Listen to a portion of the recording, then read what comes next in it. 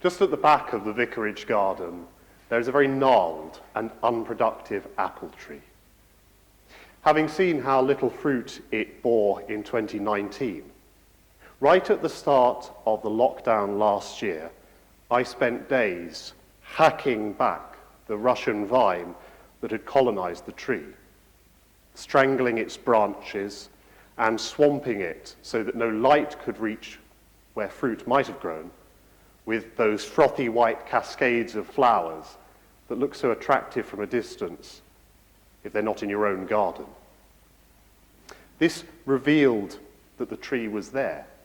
It restored its shape so that it looked like what it was and what it could be. But still, it did not bear much fruit.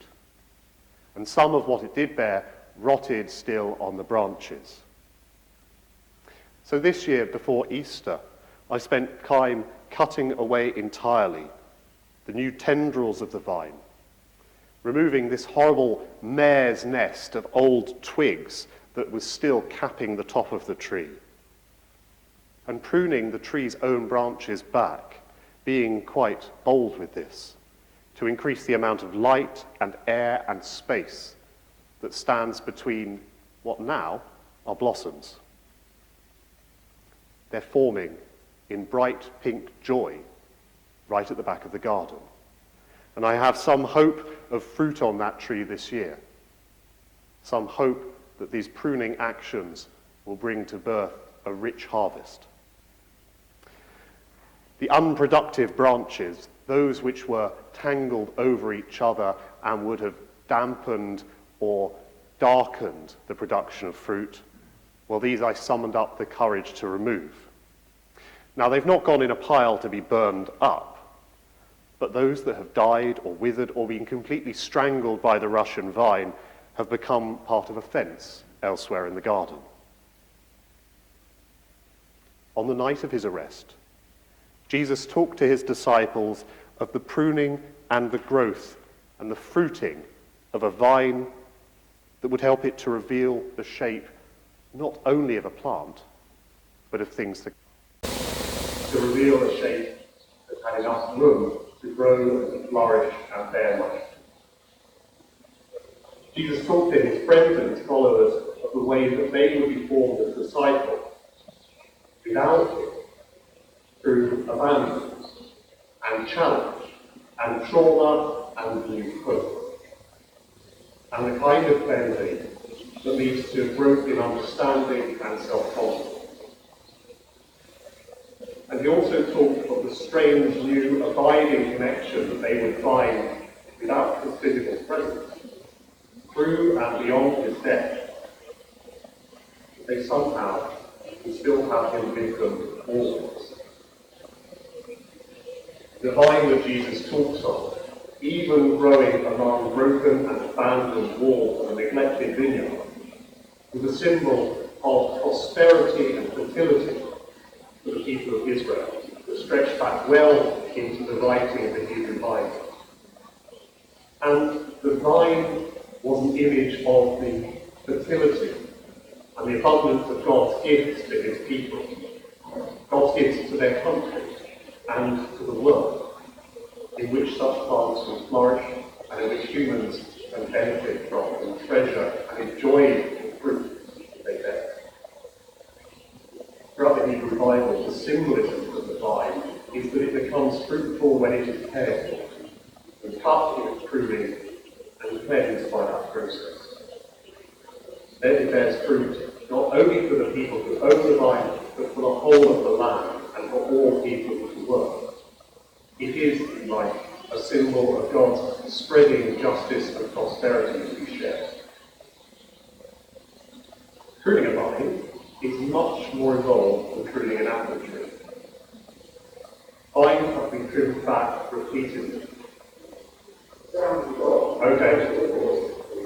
Vines have to be pruned back repeatedly in the spring and in the autumn, so that branches in the spring don't grow up too fast, and so that branches that have borne fruit in the past can be reduced and removed so that others can grow in their place to grow fruit in the new year.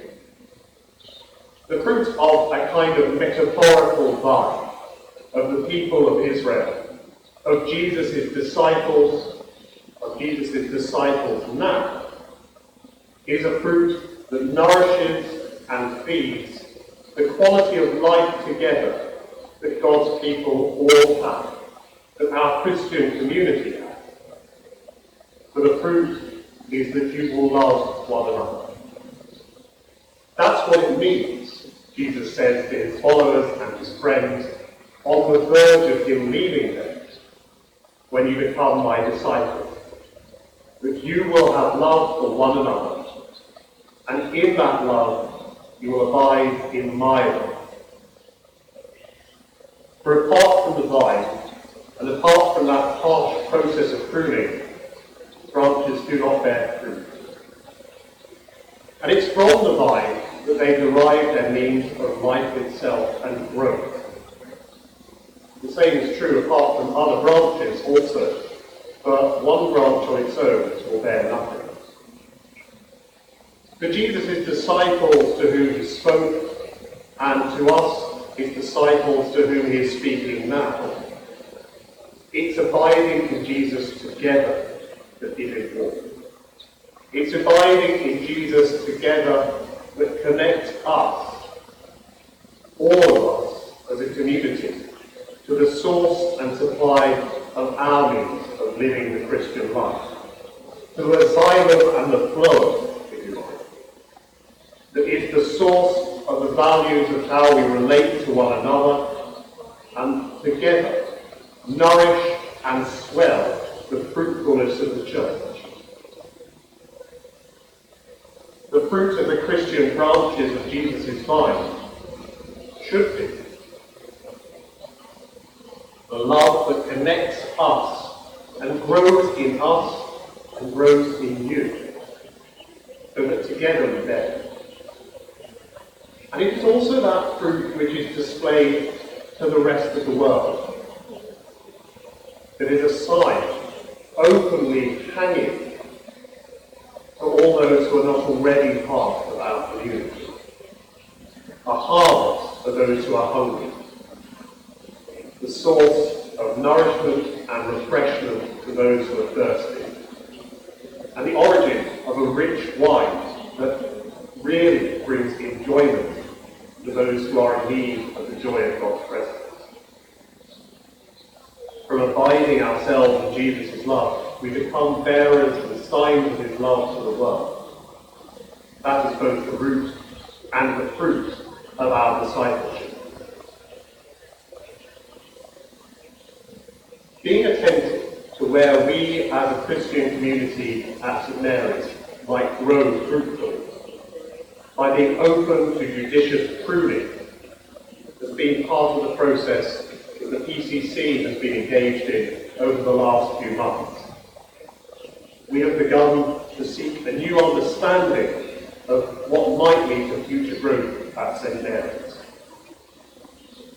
Though there are parts of our church life that the pandemic or the changing patterns of the way we relate to the rest of the world need to be pruned, there are also ways that that pruning will lead in turn to new growth, will allow more light into our life together, will allow us to grow richer fruit that will in turn enrich the life of our wider community. The process that we've been following in the PCC, in our discussion, has been deep-rooted in discerning where we have already known flourishing, which branches of our community's vine are already productive, and where we have known the deep, abiding presence of Jesus' love in our life together. We hope that soon we'll be able to show in a direction for the future, where we believe fruitfulness will lie, and where we believe pruning will bring about more growth, where we are increasingly open to growing in new directions, so that St Mary's may bear much fruit. I want to ask you this morning to consider carefully and prayerfully and and with a sense of our mutual flourishing, whether you'd like to be part of that process and that leadership of the parish through pruning and into new growth.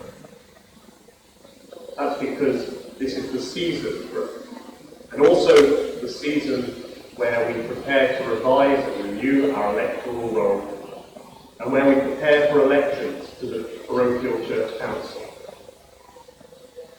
I hope that all of us, all branches together of this vine, will be seeking the growth and to share in the growth of God's kingdom. And that some of you at least will feel moved to consider standing for election to the PCC in order that together we may bear much fruit.